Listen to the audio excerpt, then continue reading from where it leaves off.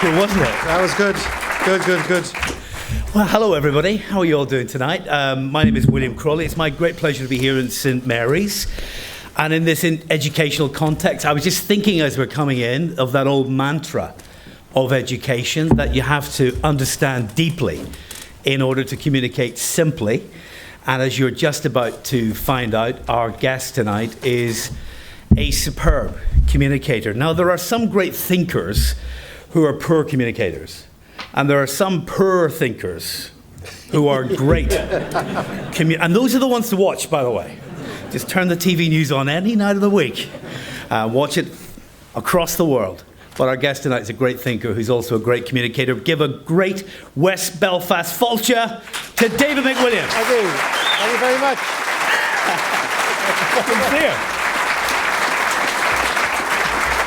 Thank you. Absolutely lovely to be here. And, you know, Celtic are playing tonight. Look at that crowd. There is a cost. I'm telling you, if you can outgun Celtic and West Belfast, you're doing well. We're going to go for a cost-benefit analysis of that. Can we get the pronunciation correct, first of all? You going for Renaissance or Renaissance? Renaissance with the South Dublin, father on the thing. Renaissance Nation, which is the latest book. You're showing off now. What is this, like 6 bestsellers? It's the 5th, yeah. Oh, come on. It's the 6th. Well. I counted. There's 6. You've forgotten one. That's true. So this is the story, and you've used in the subtitle how the Pope's children rewrote the rules for Ireland, picking up in a previous book, That Generation Born in 1979, and the 40 years since, coming up to the anniversary, how this place has been absolutely transformed socially and economically. Now, what's interesting in the book is that you take on the most common explanation for that within Ireland and say that's wrong and offer your own explanation. Tell us your explanation. Thank you very much, William. Again, it is really lovely to be here in West Belfast. The book comes from a book I wrote a couple of years ago called The Pope's Children, which was about the generation that was born in 1979. I was young. My sisters went along to see the Pope. It was a big deal in our neck of the woods.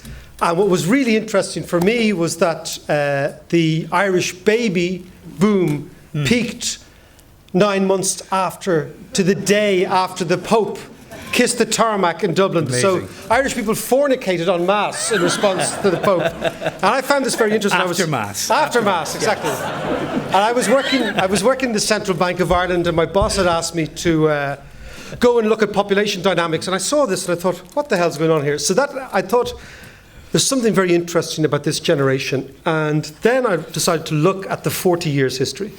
And what is extraordinary is the Republic of Ireland has gone through an amazing transformation, a really amazing transformation, economic, socially, emotionally, psychologically. And sometimes we don't get that in Ireland. Sometimes we don't see how amazing the transformation has been. And the aim of the book was to A, identify the transformation, B, put it into the context of other countries. And what I mean by that is saying that no other country in Europe has grown anywhere like Ireland. No other country has been transformed anywhere like Ireland in the same period. And the only countries that have actually had certain economic indicators close to Ireland are Asian countries that we all know about. So that was quite interesting. And then the third thing that struck me was the economic link between economic agility and liberalism, tolerance and openness. Because what has never really been identified is, why do countries grow? Why do they grow? And they grow because individuals take commercial risks. And why do people take commercial risks? And then it struck me that there's a connection between liberalism and economic self-expression. And then I looked back at history and I saw this happened particularly in Holland in the late 16th century. And every country that has embraced openness and tolerance and dignity and given rights to minority groups, dignified minority groups, has embraced people who are not necessarily in the mainstream, has in a way changed the relationship between church and state, which was so important in Ireland. What you find is also a dynamism that's generated by that liberation, and it comes through in economics. So the idea in the book is that what actually drives the economy is something I've always felt, is that economics is nothing more than human behavior. That when we talk about the economy, it's really funny, economists get up and they say, oh, economics is about maths and statistics. It's not. The economy is nothing more then every decision that you take every day at the kitchen table, in the car, at work, should I buy, should I not buy, should I get educated, should I not, should I get a mortgage, all these things that everybody does all the time, William. That is the economy. And as a consequence, to understand how the economy moves backwards and forwards, you have to understand human nature. Yeah. And us, the human individual. But that means in that analysis you have, David, that this renaissance, this transformation is bubbling up. It's bubbling up from the bottom up. So rather than top down, rather than imposed transformation. And this is a very important point, is that it's from the bottom. That the V.S. Naipaul, the Indian writer, Trinidadian Indian, talked about India and the transformation of India, and he talked about it in the context of what he describes, a beautiful expression.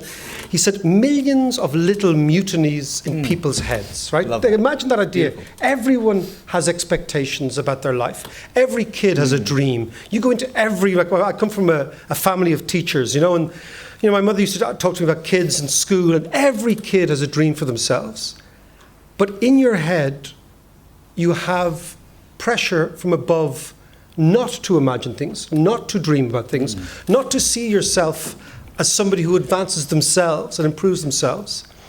And Naipaul described the little mutinies going off in Indians' heads. And I think the same thing happened in Ireland, that basically everybody went through little mutinies. And we didn't realise that. The media didn't realise that. The political class didn't realise that until, for example, the repeal referendum in April. And I started writing the book the morning of the repeal. I'd come up with the idea, but I was trying to contextualise it. And during the repeal referendum, the media view was that basically Ireland was split 50-50 between liberals and conservatives, between traditionalists and individuals, or whatever you want to describe, between religious and non-religious. And then something really weird happened in the referendum, which was that my constituency, Dunleary, which has always been the most liberal, voted, for example, for abortion in 1983 and was very much on the outlier. My constituency voted the same way as Inishmaan. Now, Inishmaan is the most rural place. It's where Singh went to find the playboy of the Western world. And my son, God bless him, was sent to the Gaeltacht in Inishmaan, right? He was 60, he still is 60 when he was 15, to knock some sense into him. And if anybody knows what Inishmaan is like in the winter, it makes Tory look like Majorca, okay? But what really interested me was, how can a society change so dramatically? And then I started to look at all sorts of different indicators of social, economically, but much more important, emotional change. Yeah. And what struck me was that when you dignify people, and I use the word dignify, and when you dignify commercial endeavour, that idea that I am going to try and do something for myself, what happens is you give permission for these mutinies to express themselves in economics. We see it all over the world, but in Ireland, because we are wedded to the idea of the big man in history, we like to think that there's some sort of hydraulic person at the top that pulls levers and things happen. That's not how it works. It works from deep in our own souls. And the big man in history in this story that you want to challenge, I guess, is Sean Lemass. Oh yeah, well actually I'm always intrigued by Sean Lemass, the hagiography about Sean Lemass. Basically in the south, and to a degree in the north as well, but certainly the south, there is this narrative that Sean Lemass comes in the late 1950s, 500,000, it's amazing, Irish people emigrated to England alone in the 50s. I mean, that's extraordinary. It is, yeah. And Lemass comes in with Whittaker, a fella from Rostrevor, not so far away from here, and the two of them construct this economic model, which is to open Ireland to outside investment, and hey presto, the society changes. But actually, if you look at the data, if you look at the numbers, that's not what happened at all. It's a really good story, and people like it because people like to think that the relationship with the big boss and the society is so direct. But actually, that's not what happened at all. For 30 years after that, the Irish economy went backwards still. And so something happened around 1990 which changed everything. So I'd prefer to look at the election of Mary Robinson, if you want to politicise it, as a much more interesting launch pad for the renaissance of the Republic, because the election of Mary Robinson, for me, and again I talk about somebody who voted for Mary Robinson, but for me was the inflection point where old Ireland changed, and something new came in. And Robinson was new. First of all, she was a woman. Yeah. Right? Yeah. Secondly, she was going up against the Fianna Fáil machine. And the Fianna Fáil party is an extremely effective machine. And it was certainly then an extremely effective machine. People didn't give her a hope. But the Irish people voted for her because, again, the little mutinies were going off. So my sense is that we have to look at liberal Ireland to see wealthy Ireland, that when we were illiberal, when we were dominated by the church, when we were dominated by ideology, when we were still coming out of the independence project, so to speak, so that's 70 years from 1922 to 1992, nothing happened economically. And then something happened. Now the question is why. I believe the catalyst or the torch was lit due to liberalism. People came back. I worked in England, like most of my friends, for a long time. We all came back in the late 90s. But also, obviously, education played a massive, massive part. And free education in the 1960s gave people the sense that they could do something. And there's a little riff in the book about the explosion of hurling in Dalkey, right? Dalkey is a very swanky part of South Dublin, where I'm from. When I was a kid, only mentlers hurled, okay, in South Dublin. It was a rugby and soccer neck of the woods, okay? And really depended on what school you went to, whether it was soccer or rugby. But GAA was very small beer, usually driven by a couple of families, which you notice in all movements. It's usually a couple of families.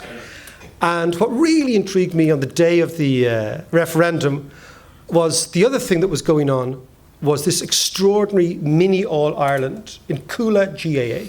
And Coola GLA, when I was a young fella, was a tiny little thing. We didn't even know what happened in there. We played soccer beside them, so I don't know what happens in those.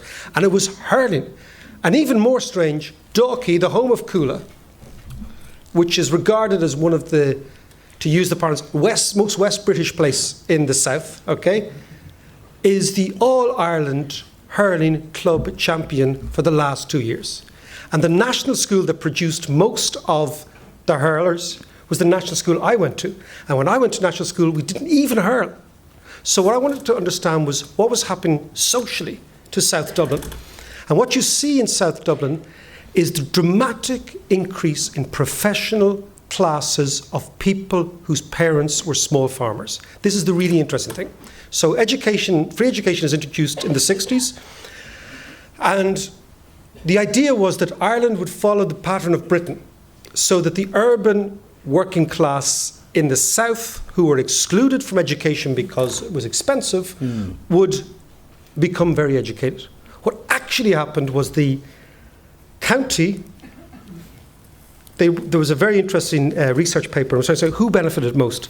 And what you found was it wasn't like you'd expect as an economist that the most people with educated parents or people with educated in the family or people with money, they do well. What actually transpired was the county that did best out of free education in the whole of Ireland in the 1960s, 70s into the 80s and 90s were the counties with the highest percentage of very small farmers under 15 acres.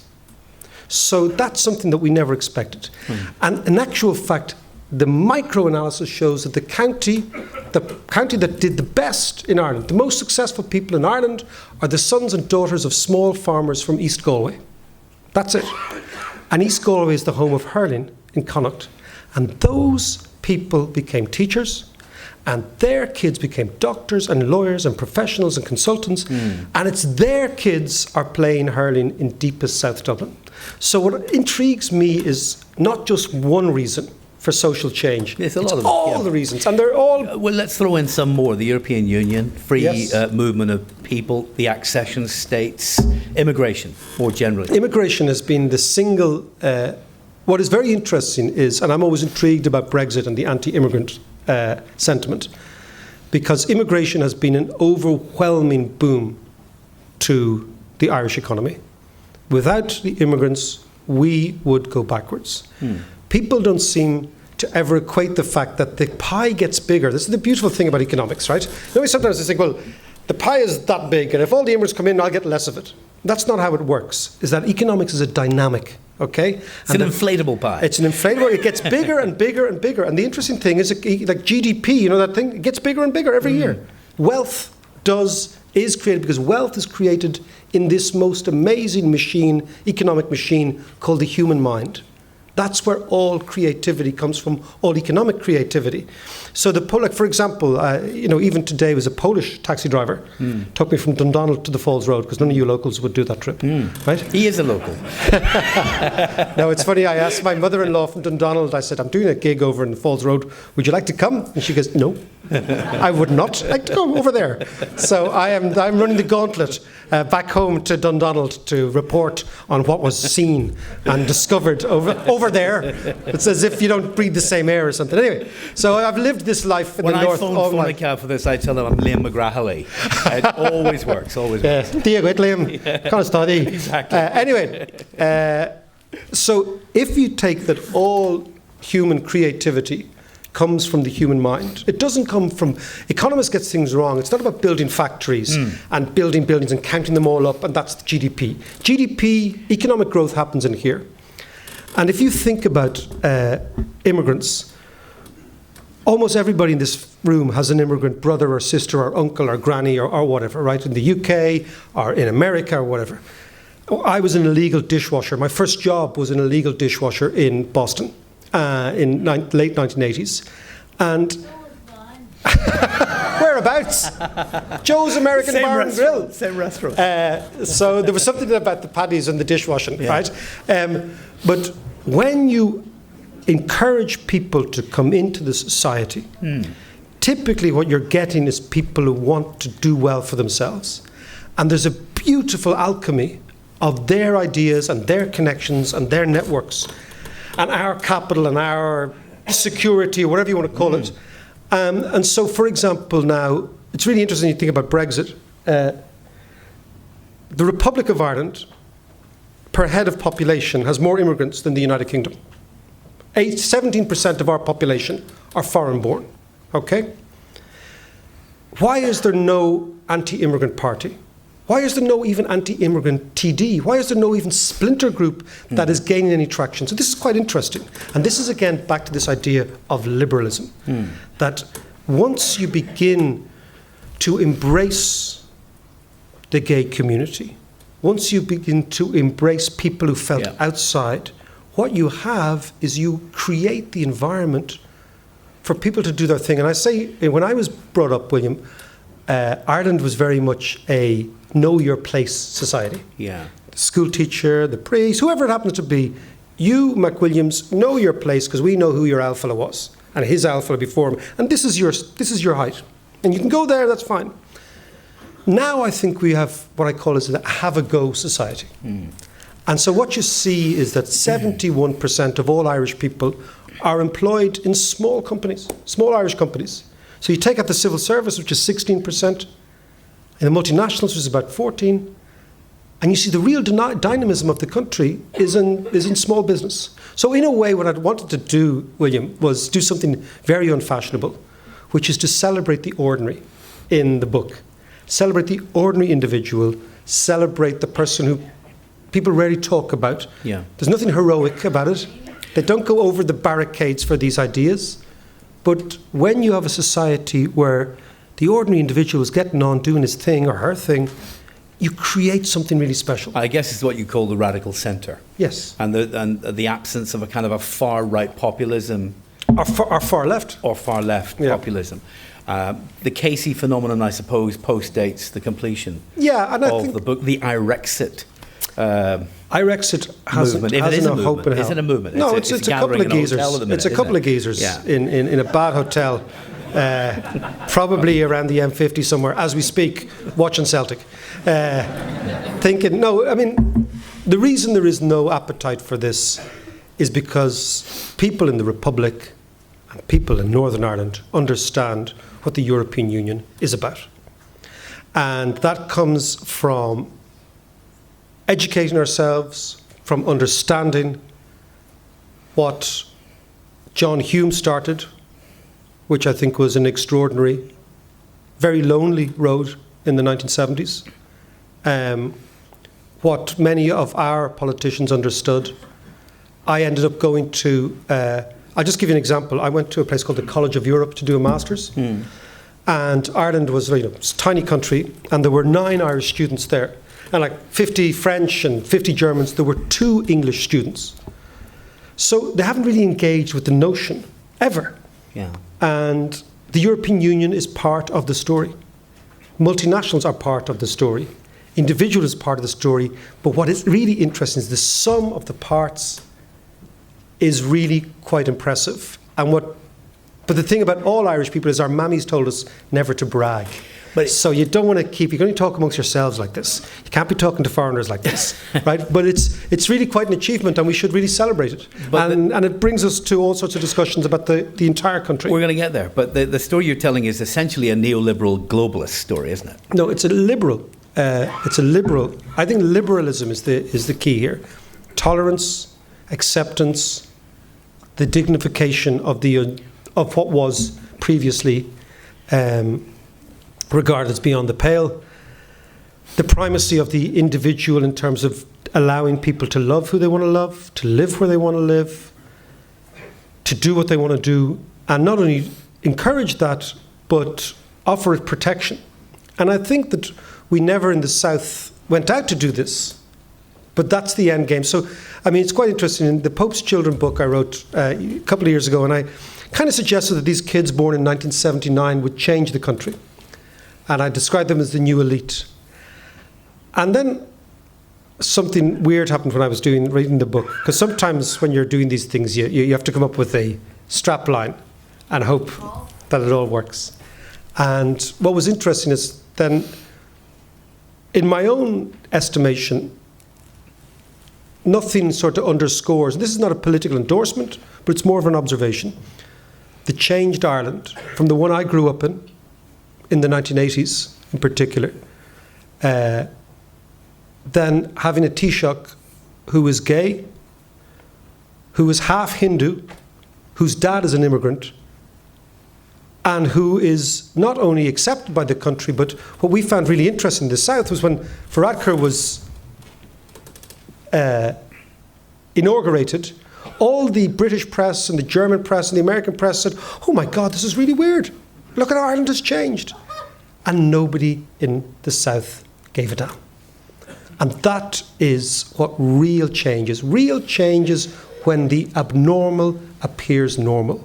When what used to be regarded as beyond the pale is mainstream, and what was mainstream is redundant. That's real change. And when nobody even talks about it. And I think the change in Ireland is deeply rooted, and I think it's changed our DNA. Okay, so that's the story in the Republic, let's put it that way, from the sort of isolationism that we may have seen in the past, the introvertedness of the past, the kind of constrictedness socially and morally of the past, to this. Put the border in there, put partition in there. Now describe, in that same period of time, what has happened north of the border. Well, obviously my engagement with the North is very personal, for a variety of reasons. But the main one is in 1994, having not been across the border very often, I ended up being the best man at a wedding in a small Presbyterian church called the Ballygilbert Presbyterian Church. Oh, we know it, yeah. Exactly, not so far from Bangor. And my mate came up here to work for UTV, and his name was Paddy Murphy, okay? And Paddy Murphy married the boss's daughter. And believe me, the boss was not happy, okay? And so there was an avalanche of Fenians up for the wedding, right? And I was the best man. And they got married young, so we were in our early 20s. And the minister was not any old minister, but they just had to go a notch higher, and he was the moderator of the Presbyterian Church. And Murphy and I went out for a couple of scoops the night before, as did the lads, and we had a discussion with the minister at 11 a.m. on the morning of the do. And we walked into the church, and the minister, the moderator, very deep voice like this, produced the Bible. I said, where would you like to start? And I looked at Murphy and I said, I have an Erasmus man. And it became obvious that we were not people of the Bible. And that was okay until he got used to that. The wedding was at 3:00, obviously, in the church. And obviously it's customary for the bride to be a wee bit late. But it's not customary for half the church to be a little bit late. And if you wanted to underscore the difference between Southerners and Northerners, the left-hand side of the church was full of bebonneted Methodists, Presbyterians, the odd Plymouth Brethren, granny thrown in. And I was up on the altar watching this, and there wasn't a sinner in the right-hand side. They were in the Cultraw Inn, right? I jest you not, and this is before mobile phones, 1994, okay?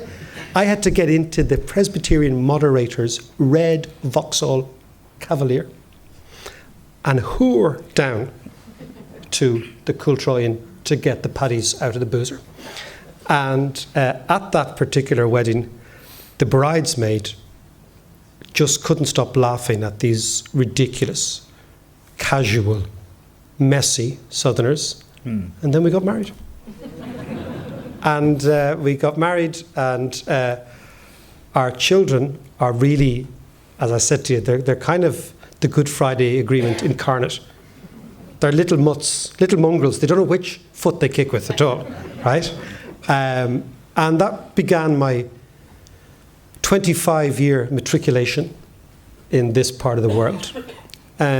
So when I was writing the book, I thought what was very interesting to me was that so few Southern writers writing about economics and politics extend their analysis to the implication of all this for the North, for a variety of reasons, which we can all discuss later on.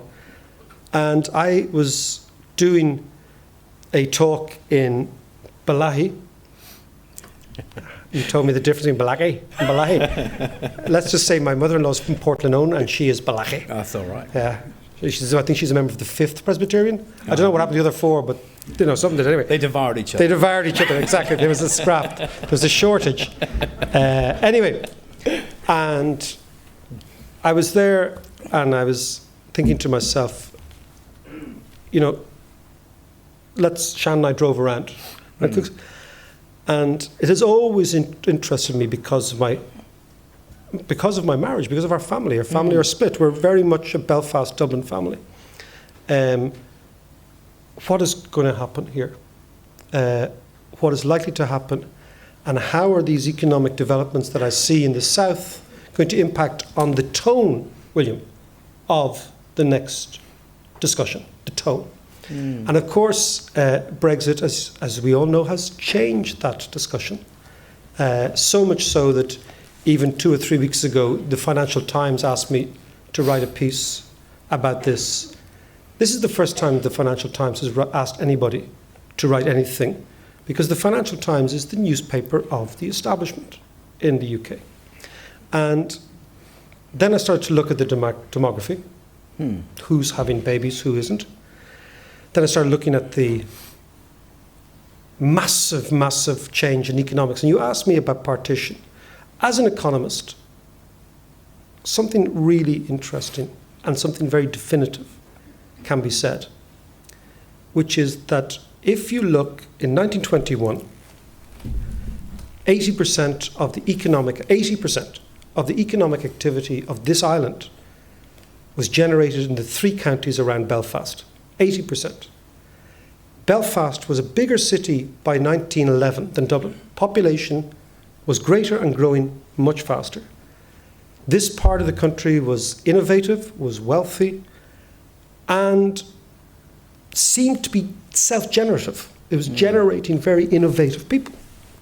And they were incredibly commercially successful. Yes. Like incredibly. Scientists, writers. Almost like a Silicon Valley of Northern Europe, not just of this part of the world. And the South was rural, uneducated, and very poor.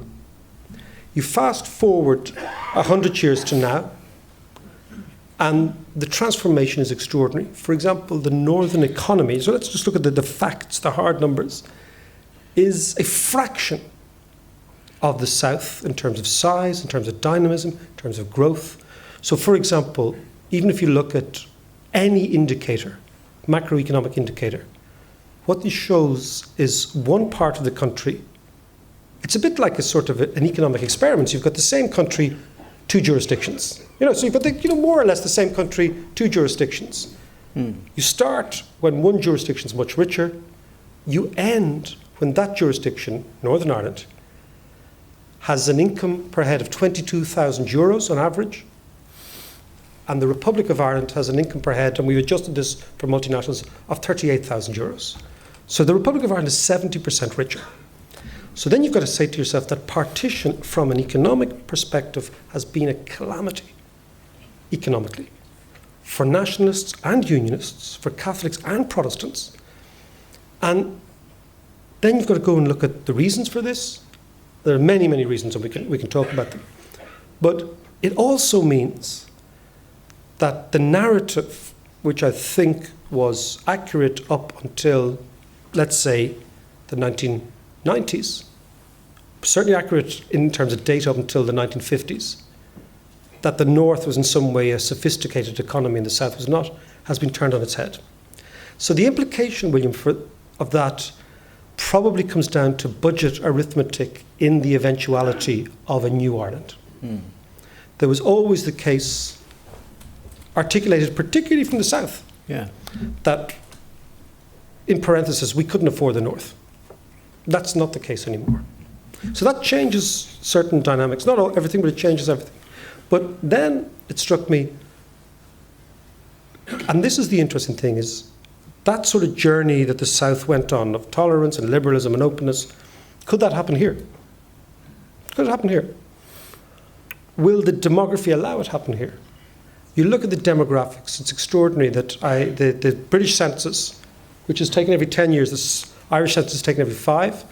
They're both very detailed documents. They really tell you a lot about the society. In the British census, they break down the population all across the United Kingdom in cohorts of 10 years. So the population 0 to 10, 10 to 20, 20 to 30, etc., all the way up to the oldest people. And here in Northern Ireland, they do the same thing. And they break it down in religious affiliation. And what you see in the population over 90 in Northern Ireland, which is 14,000 people left over 90, is that it's about 70% Protestant, 30% Catholic, which was more or less the status quo at partition. That was more or less what Northern Ireland's division was. If you look at the population under 5 or under 10, you see an extraordinary and dramatic reversion. So the Catholic population that was actually 29% has gone up to 46%. The Protestant population that was 70 has gone down to 35. And in the middle you have the non-affiliated, which is the sort of the ground to play for politically. These are the people. Okay. But you also see that if those trends continue, the Catholic population will be in the majority within a decade, or if not a decade, at least a decade and a half. The voting majority. So that totally changes the dynamic. No, of course, that may not translate into... It might, no, absolutely. But I'm just saying, right. Because I'm no expert, I'm just married.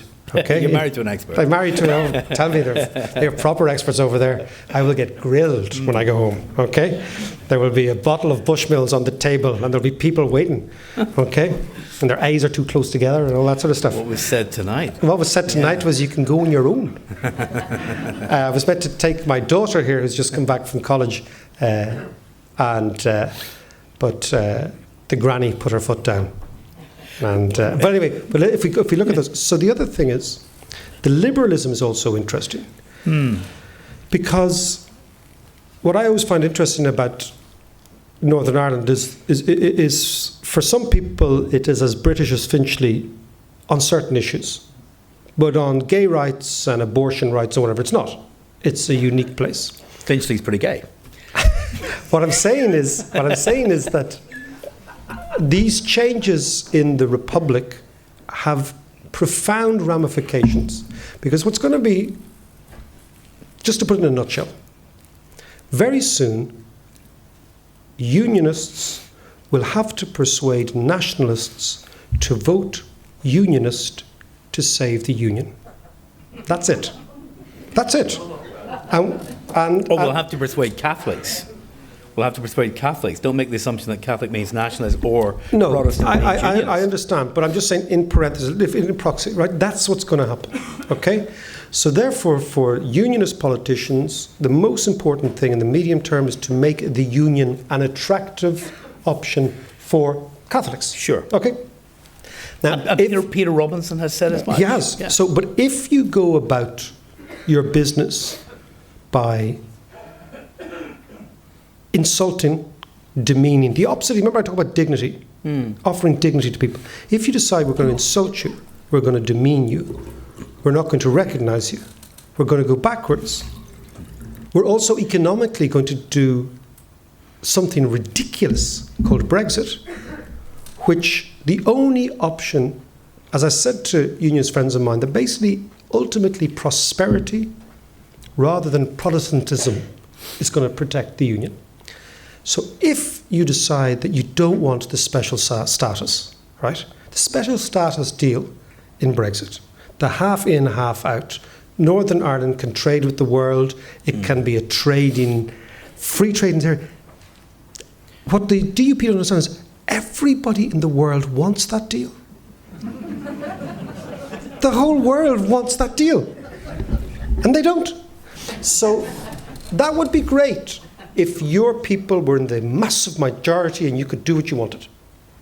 But when you're not in the majority and when you could be in the minority quite soon, it's very interesting for me, William, as, again, a man with a familial interest, if nothing else, that we have arrived at this situation, given what everyone knows about demography, about social change, about economic dynamism, and about electoral choices. And do I take it that you're going a little bit further than the demographic inevitability argument that we're familiar with to say those Brexit dynamics are going to accelerate that demographic change? Brexit makes the union profoundly uninteresting. Let's cut to the chase. It makes it, basically by deciding that their allies are English nationalists, because Brexit is an English nationalist project. 87% of the UK is England. Yeah, it's an English nationalist project that we know is not that enamoured with this neck of the woods or with Scotland, frankly. By throwing your lot in with English nationalism, it strikes me, and this is in the final chapter of the book when I'm trying to put everything together, as an unusual option. But the interesting thing is the challenge is not just for unionism. The challenge for nationalism and for the Republic of Ireland and for Northern nationalism is how do you ensure that what could be coming down the line isn't a tribal victory. That you lose, I win. We're going to dominate you now. I think it's really important. And I was writing part of this chapter in a little place called Market Hill in County Armagh, just before the 12th. And the banner was urging me to love God, respect the King, and I think be nice to the brethren. It wasn't something that automatically I reacted to positively. But I thought to myself, okay, remember what Mandela did in South Africa? What Mandela did was the first thing he did is he went to the Afrikaners and he said, you are my people as well. And he put on the rugby shirt and he said, we are going to create something special here. And you didn't lose, just the dynamic changed. And I think this is, again, as somebody who's married into the unionist tribe, as somebody who obviously has spent half my life now amongst people from the unionist tribe, I think it's really important for nationalism to begin to imagine what it's like when you start to understand that the demographic buffer that always guaranteed your position is gone. Mm-hmm. And that is a huge challenge. Yeah. And I know in the South, people don't want to talk about it. Well, let me take you there. I want to go a bit further. Because with the caveat that unionists will dispute any kind of deterministic or inevitability. Absolutely. And if I were them, I would do so as well. In there. And a lot of I'm half a unionist. Of course. The left half. But let's go with it. Let's go with this analysis. Let's say there's a border poll and you get to that point, one way or the other, where there's a majority here who assent to reunification. And it's wafer thin, and it will be wafer thin. Right, let's just can you imagine the scenario in the South? Yeah. Can you imagine a situation where the majority in the North is for reunification and the majority in the South, even by a wafer, is against it? Are you Rory Best or James McLean? Okay. No, I'm really serious. You know, there's the Rory Best approach to the North, where which is one image that Southerners have. I mean, you know all this. And there's the James McLean version. Forget the Kyle Laverty and whatever, right? But they're all in the mix too. Okay. The reason that I think it's really important for someone like me who has a public voice in the South to write books like this is to begin to ventilate exactly this idea. What do we do when or if this happens? How do we position ourselves? At the moment, I suspect a huge part, I've been one part of the story of this increasingly better off middle class in the South is that they have a lot to lose commercially from a shock to the system.